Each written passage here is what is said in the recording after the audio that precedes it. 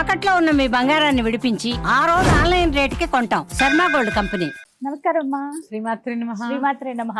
దీపావళి శుభాకాంక్షలు మీకు కూడా అమ్మా.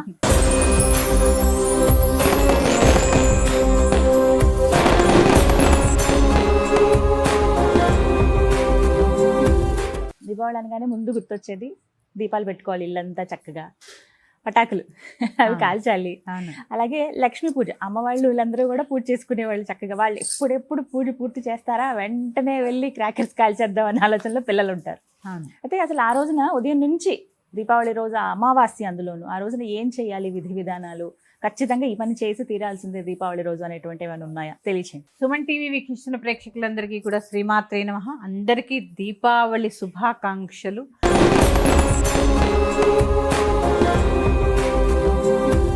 ఆయురారోగ్య ఐశ్వర్యాలతో ఆ మహాలక్ష్మి కటాక్షంతో మీరందరూ కూడా వర్ధిల్లాలని కోరుకుంటున్నాను. దీపావళి మీరు చెప్పారు, ఇప్పుడు దీపావళి దీపాల యొక్క వరుస దీపావళి అంటే. ఈ దీపావళిని మనం ఎలా జరుపుకుంటున్నాము అనేది ఒక్కసారి ఆలోచించండి. దీపావళి అంటే దీపాల యొక్క పండగ, క్రాకర్స్ పండగ కాదు. కాదు క్రాకర్స్ కాదు. ఎందుకంటే శబ్ద కాలుష్యము, వాతావరణ కాలుష్యము, వాయు కాలుష్యము, దాని నుంచి వచ్చే ఆ కార్బన్ డైఆక్సైడ్ పీల్చడము, కొందరికి కాలిపోవడము, అంటే ప్రకృతి విరుద్ధమైన చర్యలు చేస్తూ ఉంటే ప్రకృతి కూడా మరి కోపం తెచ్చుకుంటూ ఉంటుంది.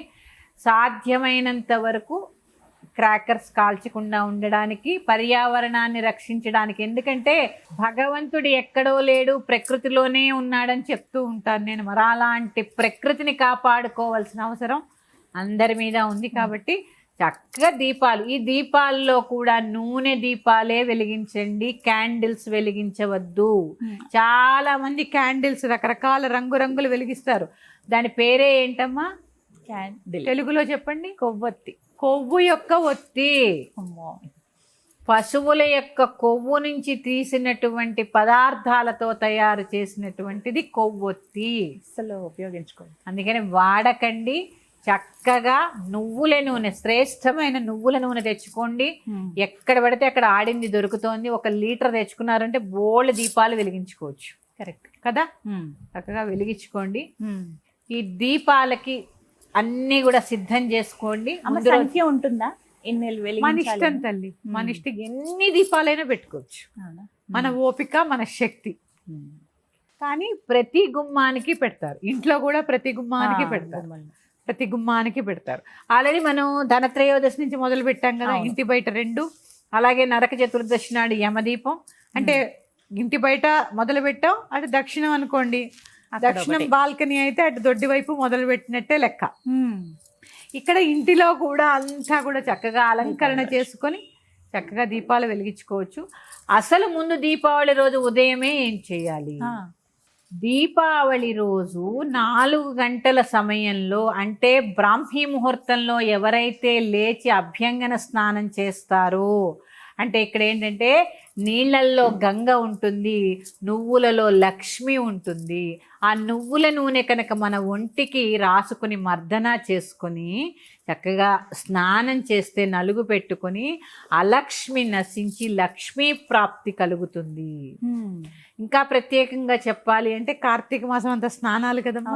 ఈ రోజుతో అభ్యంగన స్నానంతో, అంటే నరక చతుర్దశి నాడు కుదరని వాళ్ళు చక్కగా ఉదయమే లేచి నువ్వుల నూనె రాసుకుని, పెద్దవారుంటే తలకి నూనె పెట్టించుకుని చక్కగా చెవుల్లో అన్నిటిల్లో నూనె వేసుకుని, నువ్వుల నూనె వేసుకుని, ఒంటికి శుభ్రంగా నూనె రాసుకుని, నలుగు పెట్టుకొని బ్రాహ్మీ ముహూర్త సమయానికి స్నానాన్ని పూర్తి చేయాలి.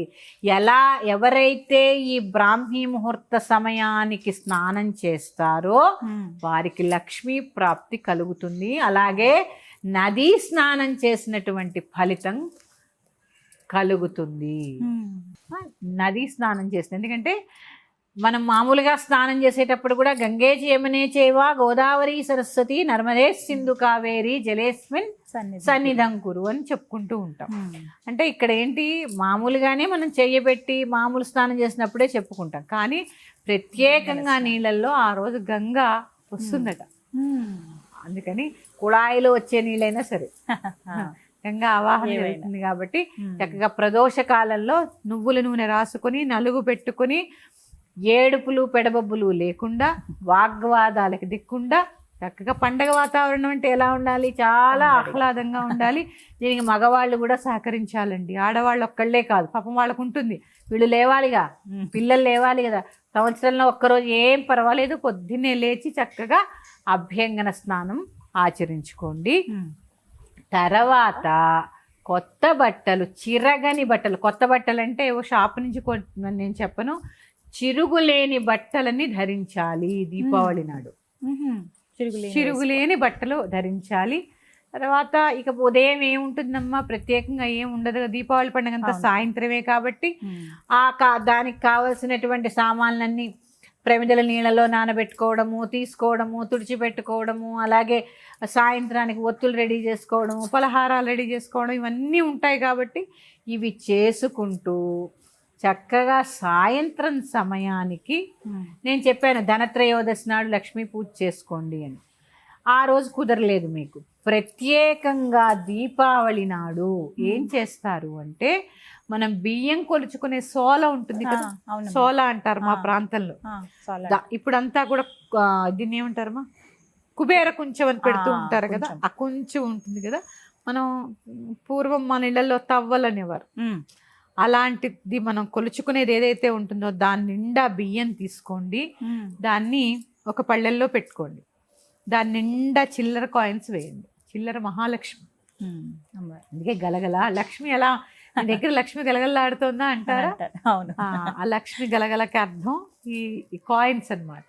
చక్కగా పెట్టుకొని మీ ఇంట్లో ఏదైతే బంగారం ఉంటుందో అవన్నీ పెట్టుకొని చక్కగా లక్ష్మీదేవికి షోడశ ఉపచారాలు చేసి, అష్టోత్తరం ఎలా చేస్తారంటే 108 కాయిన్స్తో అష్టోత్తరం చేయండి. అక్కడ పెట్టిన కాయిన్స్ అమ్మా, కాయిన్స్ కాకుండా నేను అక్కడ ప్లేట్ ఖాళీ లేకుండా ముందు కాయిన్స్ పరిచి దాని మీద ఇది పెట్టుకుంటాం కదా. తర్వాత 108 కాయిన్స్ తో లక్ష్మీ అష్టోత్తరం చేసుకొని ఏవో ఒక పదార్థాలు, మధురం అయితే అంటే స్వీట్ కంపల్సరీ నివేదన పెట్టాలి కాబట్టి పెట్టి, దీపాలు వెలిగించి దీపలక్ష్మికి కూడా పూజ చేసుకొని చక్కగా దీపాలకి కూడా నివేదన చేసి, ముందు దీపం ఎక్కడ పెట్టాలి, అందరూ వీధిలోకి వెళ్ళిపోతారు కాదు, ముందు దొడ్డి గుమ్మంలో పెట్టాలి. తులసీదేవి దగ్గర పెట్టాలి ఫస్ట్. దొడ్డి గుమ్మంలో పెట్టుకుని తర్వాత తులసీదేవి దగ్గర పెట్టుకుని తర్వాత వీధిలో పెట్టి మొత్తం అన్ని గుమ్మాల దగ్గర పెట్టుకుని, ఇక్కడ చాలా మంది అలానే పెట్టేస్తారు, ప్రమిద ఇలా ఇలా ఇలా పెట్టేస్తారు. ప్రమిద కింద ప్రమిద వేసి పెట్టాలి, లేకపోతే భూమికి వేడి తాకకుండా చక్కగా ప్రమిద మీద ప్రమిద వేసి, ఇందులో ప్రత్యేకంగా లెవెండర్ సెంట్ దొరుకుతుంది, మీకు తెలుసా? ఒక్కొక్క డ్రాప్ వేయండి ఆ నూనెలో, సువాసన భరితంగా, లక్ష్మీదేవికి ఇష్టమైనటువంటి వాసన కదా సువాసన, జవ్వాదు కానీ లెవెండర్ సెంట్ కానీ చక్కగా వేసి దీపాలు పెట్టుకోండి. నువ్వుల నూనెలో ఆ రోజు లక్ష్మీదేవి నివాసం ఉంటుంది కాబట్టి అందుకని చక్కగా సువాసన వచ్చేలాగా ఆ నూనెని కొద్దిగా తయారు చేసుకుని పోసుకుని దీపాలు వెలిగించుకోండి. దీపాలు వెలిగించిన తర్వాత ఖచ్చితంగా వెలిగించక ముందే గంధము కుంకుమ పెట్టాలి. దీపం వెలిగించిన చోట ప్రతి చోట పుష్పాన్ని ఉంచాలి. అలాగే చక్కటి సాంబ్రాణి, ఇక్కడ వట్టి వేరు దొరుకుతుంది, మీకు తెలుసా? వట్టి వేరుని సన్నగా కత్తిరించుకొని కర్పూరంలో కలిపి, పచ్చ కర్పూరంలో కలిపి సాంబ్రాణి, గుగ్గిలము ఇవన్నీ కూడా ఇల్లంతా ధూపం వేయాలి. ఇంటిలో ఉండే అలక్ష్మి తొలగిపోతుంది. కేవలం అంటే ఇప్పుడు మాకు కోట్లు వస్తాయా? కాదు, ప్రశాంతత ఏర్పడుతుంది, అన్యోన్యమైన సంసారం ఉంటుంది, వాగ్వాదాలు తగ్గుతాయి. ఇంట్లో నెగిటివ్ ఎనర్జీ వెళ్ళిపోతే ఎలా ఉంటుందమ్మా? బాత్రూంలో కూడా వేయండి సాంబ్రాణి, చక్కగా వేసి ఆ తర్వాత ఒక్కటి మాత్రం గుర్తుపెట్టుకోండి, క్రాకర్స్ కాల్చే ప్రయత్నం చేయకండి. దీపావళి అంటే దీపాల యొక్క పండగ. బట్టలు వేసుకున్నప్పుడు కూడా దీపాల దగ్గర జాగ్రత్తగా ఉండండి. ఈ రోజు ఖచ్చితంగా కనకధారా స్తోత్రాన్ని చదవండి. కనకధారా స్తోత్రాన్ని చదవడం వల్ల, దాని పేరే కనకధార, మనం చేసేది లక్ష్మీ పూజ. ఇంకా మీకు ఇంకా వీలుంది, సాయంత్రం చేసుకున్నారు, మళ్ళీ రాత్రి 12ంటికి లక్ష్మీదేవి భూసంచారం చేస్తుందని అంటారు కదా, ఆ సమయంలో కూడా లక్ష్మీదేవి యొక్క పూజ చేసుకోండి, నిద్రపోకుండా. అనుగ్రహం లభిస్తుంది అమ్మవారిది. ఇది చాలా దాన్ని ఏమంటారు, చాలా సింపుల్గా, చాలా హాయిగా మిఠాయిలతో దీపావళి పండుగని జరుపుకోండి. నేను చెప్పాను కదమ్మా, ఈ వట్టివేరు పచ్చకర్పూరం కలిపి ధూపంలో వేయడం వల్ల చక్కగా జ్యేష్ఠాదేవి ఇంటి నుంచి వెళ్ళిపోయి లక్ష్మి ఆవాహన జరుగుతుంది. ఎప్పుడైనా గుర్తుపెట్టుకోండి, వాగ్వాదాలు పనికిరావు, కోపతాపాలు పనికిరావు. పండగల్లో కనీసం అయినా పాటిద్దాం, మిగిలిన రోజుల్లో మనకున్న స్ట్రెస్కి తప్పదు. పండగల్లో అయినా ఆనందమైన పండగని మన పిల్లలకి పరిచయం చేద్దాము. మరి కనకధార స్తోత్రం తప్పులు లేకుండా ఎలా చదవాలో నేర్పిస్తారా? తప్పకుండా. నేను ఒక్కసారి ఇప్పుడు మా శిష్య బృందంతో చదివి వినిపించే ప్రయత్నం చేస్తాను. ఈ నెల రోజులు కూడా అమ్మ కనకధార అంటే ప్రస్తావన సందర్భం వచ్చింది కాబట్టి చెప్తున్నాను. ఎవరైతే ఆర్థిక ఇబ్బందుల్లో ఉంటారో వారు 41 రోజుల పాటు చక్కగా ఈ కనకధార స్తోత్రాన్ని పారాయణ చేయడం వల్ల ఆర్థిక సమస్యలు తొలగిపోతాయి. అందుకని చక్కగా అందరూ పారాయణ చేసుకోండి. నేను మా శిష్యులతో కలిసి చదివి వినిపించే ప్రయత్నం చేస్తాను. సుమన్ టీవీ వీక్షిస్తున్న ప్రేక్షకులందరికీ శ్రీమాత్రే నమః. యాదేవి సర్వభూతేషు లక్ష్మీ రూపేణ సంస్థిత నమస్తస్యై నమస్తస్యై నమస్తస్యై నమో నమః. నేను ఈ మాట చెప్పగానే మనందరికీ కూడా అర్థమయ్యే ఉంటుంది. దీపావళి మహోత్సవంలో ఉన్నాం మనము. దీపావళి సందర్భంగా అందరము కూడా లక్ష్మీ పూజను చేసుకుంటాము. అలాగే నేను ఎప్పుడూ చెప్తూ ఉంటాను కనకధార గురించి, అది ఎలా చదవాలి ఉచ్చారణ దోషాలు లేకుండా అని ఒకసారి మీకు చదివి వినిపించే ప్రయత్నం చేస్తాను. దీన్ని మీరు ధనత్రయోదశి నుంచి మొదలుపెట్టి ప్రదోష కాలంలో విదియ వరకు, అంటే భగినీ హస్త భోజనం 5 రోజులు దీపావళి పండుగ. ఏ రోజు? త్రయోదశి, చతుర్దశి, అమావాస్య, పాడ్యమి, విదియ. ఈ 5 రోజులు కూడా చక్కగా ప్రదోషకాలంలో ఈ కనకధారా స్తోత్రాన్ని చదువుకునే ప్రయత్నం చేయండి. శ్రీమాత్రే నమః. అంగం హరేః పులకభూషణమాశ్రయంతి భృంగాంగనేవ ముకులాభరణం తమాలం అంగీకృతాఖిల విభూతిరపాంగలీలా మాంగళ్యదాస్తు మమ మంగళదేవతాయాః. ముగ్ధా ముహుర్విదధతి వదనే మురారేః ప్రేమత్రపా ప్రణహితాని గతాగతాని మాలాదృశోర్మధుకరీయ మహోత్పలేయా सा मे श्रियं दिशतु सागर संभ्रमाय विश्वामरेन्द्र पदविभ्रमदानदक्षम् आनन्दहेतुरधिकं मुरविद्विषोऽपि ईशन्निषीदतु मयि क्षणमीक्षणार्धम् इन्दीवरोदर सहोदरमिन्दिरायाः आमीलिताक्षमधिगम्य मुदा मुकुन्दम् आनन्दकन्दमनिमेषमनङ्गतन्त्रम् आकेकरस्थितकनीलिकपक्ष्मनेत्रम् भूत्यै भवेन्मम भुजङ्गशयाङ्गनायाः बाह्वन्तरे मधुजितश्रितकौस्तुभेया हारावळी हरि नीलमयी विभाति कामप्रदा भगवतोऽपि कटाक्षमाला कल्याणमामवतु मे कमलालयाया कालाम्बुदाळि ललितोरसिकैटभारे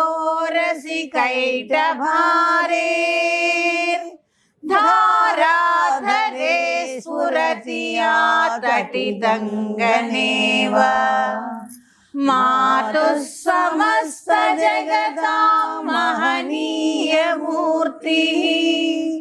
भद्राणि मे दिशतु भार्गवनन्दनाया प्राप्तं पदं प्रथमतः खलु यत्प्रभावान् माङ्गल्यभाजि मधुमाधिनि मन्मथेन मय्यापदे तदिह मन्दरमीक्षणार्धम् मन्दालसञ्चमकरालय कन्यकायाः दद्यादयानुपवनो द्रविणाम्बुधारा अस्मिन्न किञ्चन विहङ्गशिशौ विषण्णे दुष्कर्म धर्ममपनीय चिराय दूरम् नारायण प्रणयिनी नयनाम्बुवाहः इष्टाविशिष्टमतयोऽपि ययादयार्द्र दृश्या त्रिविष्टपपदं सुलभं लभन्ते दृष्टिप्रहृष्टकमलोदरदीप्तिरिष्टां पुष्टिं कृषिष्ट मम पुष्करविष्कराय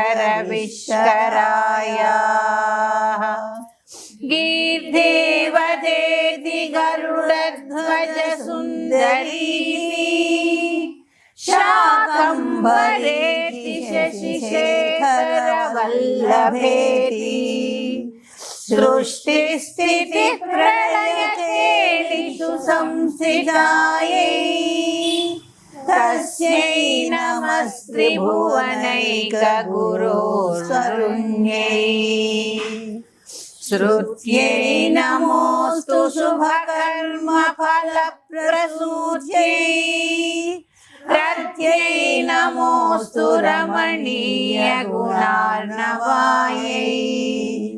शक्त्यै नमोऽस्तु शतपत्रनिकेतनायै पुष्यै नमोऽस्तु पुरुषोत्तमवल्लभायै नमोऽस्तु नाळीकनिभाननायै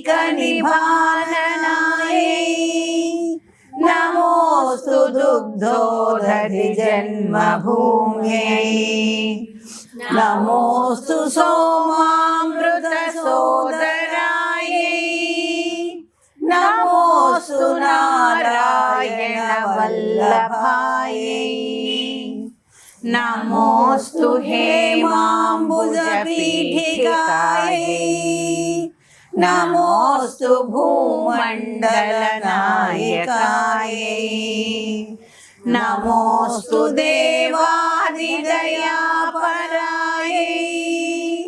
नमोऽस्तु शार्ङ्गायुधवल्लभायै नमोऽस्तु देव्यै भृगुनन्दनायै नमोऽस्तु विष्णोरुरसिस्थितायै नमोऽस्तु लक्ष्म्यै कमलालयायै नमोऽस्तु दामोदरवल्लभायै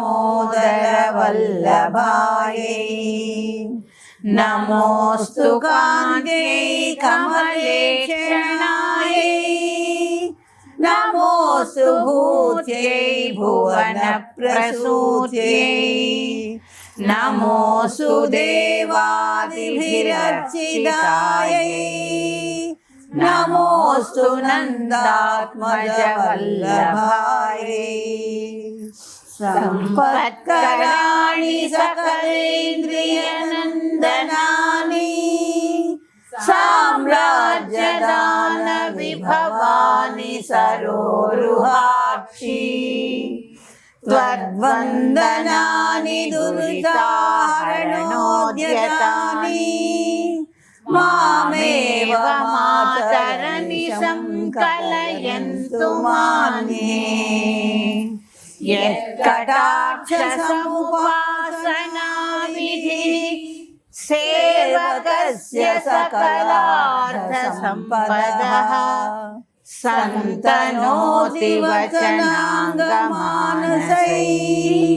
स्वामुरारिहृदयेश्वरी भजे सरसिजनये सरोजहस्ते धवलतमांशुकगन्धमाल्यशोभे भगवति हरिवल्लभे मनोज्ञे त्रिभुवनभूतकरि प्रसीद मह्यम् दिग्भस्तिभिः कनककुम्भमुखावसृष्टा सर्वाहिनी विमलचारुजलप्लुताङ्गीं प्रातर्नमामि जगतां जननीमशेषा लोकाधिनाथगृहिणीम् अमृताब्धिपुत्रीं कमले कमलाक्षवल्लभे त्वम् करुणापूरतरङ्गितैरपाङ्गैः अवलोकय मामकिञ्चनानां प्रथमं पात्रमकृत्रिमं दयायाः स्तुवन्ति ये स्तुतिभिरमुभिरन्वहम् त्रयीमयीं त्रिभुवनमातरं रमां गुणाधिका गुरुधर भाग्यभागिनो भवन्ति ते भुवि बुधभाविताशयाः